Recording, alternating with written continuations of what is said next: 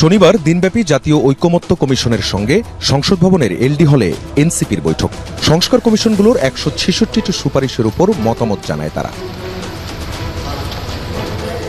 প্রধানমন্ত্রীর ক্ষমতার ভারসাম্য, দ্বিকক্ষ বিশিষ্ট সংসদ, সংরক্ষিত নারী আসন, অর্থ বিল এবং সরকারের প্রতি অনাস্থা বাদে অন্যান্য বিষয়ে সংবিধানের ৭০ অনুচ্ছেদ সংস্কারের ব্যাপক জোর দেয় দলটি। সকাল 10:30টায় শুরু হয়ে বিকেল 4:45টায় মুলতবি হয় বৈঠক। এনসিপি আহ্বায়ক নাহিদ ইসলাম বলেন, নতুন করে অনেকগুলো বিষয়ে একমত হয়েছেন তারা। দলটি চায় প্রধানমন্ত্রী শাসিত নয়, সরকার হবে মন্ত্রিপরিষদ শাসিত।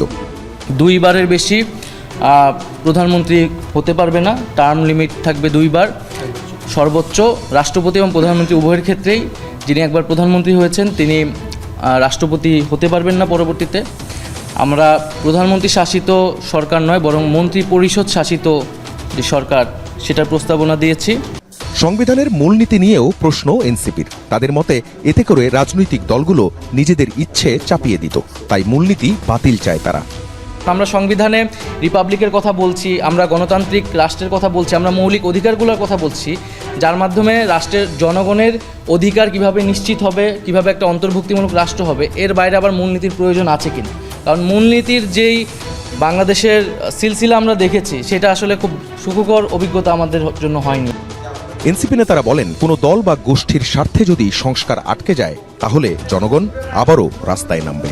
জনগণের আকাঙ্ক্ষা, গণঅভ্যুত্থানের আকাঙ্ক্ষা, সেটা থেকে যদি আমরা সরে যাই বা কেউ কোনো গোষ্ঠী সরে যায়, তাহলে জনগণ যে আবার রাস্তায় নামবে না তার কিন্তু কোনো নিশ্চয়তা নেই। স্বাধীন কমিশনের মাধ্যমে সংসদীয় আসনের সীমানা নির্ধারণের প্রস্তাবও করেছে এনসিপি। এই প্রস্তাবনা আমরা দিয়েছি এবং সদস্য সচিব আখতার হোসেন জানান, নির্বাচন পেছানোর পক্ষে নয় এনসিপি, তবে জুলাই গণহত্যার বিচার এবং দৃশ্যমান সংস্কারের রোডম্যাপ ছাড়া নির্বাচনে যাবে না দলটি।